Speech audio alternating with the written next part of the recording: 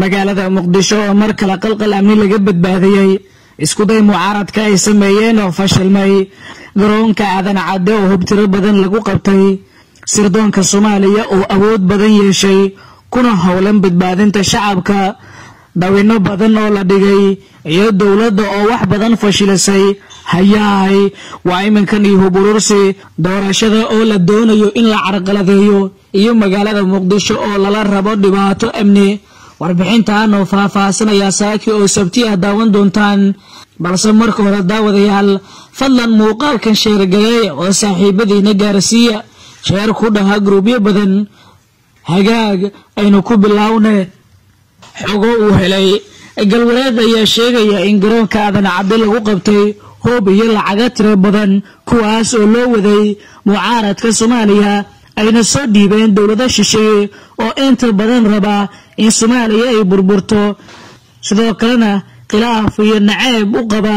madaxda dalka hubka iyo lacagaha ayaa loogu talagalay in amniga magaalada muqdisho lagu qalqalgeliyo sidoo kalena lagu carqaladeeyo doorashada haatan sida dardarka ah ugu socota gobolada dalka hubka iyo lacagaha ayaa lagu qabtay garoonka shalay oo Jimco ahayd ilaa galabkii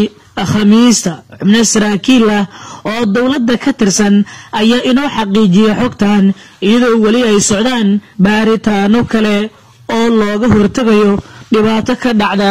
magaalada muqdisho caasimadda Soomaaliya mucaaradka ay talo ku xumaatay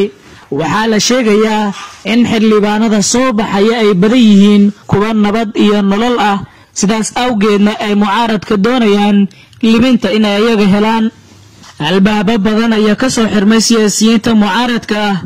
waxa ay garan la'yihiin waxa ay sameeyaan hore ayaga ayaa u dalbaday qabashada doorasho dadban iyo in dalka aysan ka dhicin doorasho qof iyo cod ah haatan waxa ay leeyihiin sida wax lagu wado maaha sidii aan rabnay waxayna isku dayayaan carqaladeen iyo in dhibaato dalka ay u horseedaan waxaa jira dawlado shisheeye oo doonaya burburka Soomaaliya kuwa oo xiriir uu kala dhaxeeyo mucaaradka waxaana la xusaa in siyaabo badan ay u caawiyaan dawladda Imaaraadka ayaa ka mid ah dawladaha inta badan xiriirka la leh mucaaradka horey dalka waxaa looga qabtay lacago fara badan oo ay lahayd Imaaraadka Carabta kuwa oo garoonka aadan cadde lagu qabtay ilaa haatanna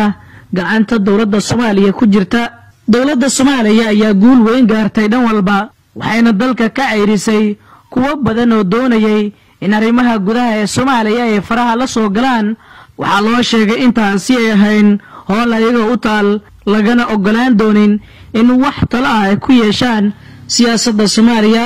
waxay ahaayeen kuwa hore faraha ugula jiray arrimaha siyaasadda Soomaaliya balse ay dawladda haatan jirta keentay isla xisaabtan iyo in cid walba ay qabsato shaqada ay leedahay sirdoonka Soomaaliya ayaa shaqadooda si hufan u wata ayaga oo dhaqdhaqaaq kasta la socda doorashada golaha shacabka ayaa haatan maraysa meel wanaagsan iyadoo la rajeynayo in lagu dhameeyo waqtigii loogu talagalay si loo sii dedejiyo tan madaxweynaha Soomaaliya oo iyana la doonayo in la qabto bilaha soo aadan madaxweyne Farmaajo ayaa ka mid ah murashaxiinta ugu cadcad ee ku soo bixi doona doorashada Soomaaliya dawlado badan ayaa taasi aan ogoleen oo doonaya in siyaasiyiin kale ay ayaga soo saartaan waana mid la sheegay inay keentay in lacaga badan ay soo diraan walow taasi ay u shaqeyn laadahay sirdoonka Soomaaliya ayaa heegan buuxa ku jira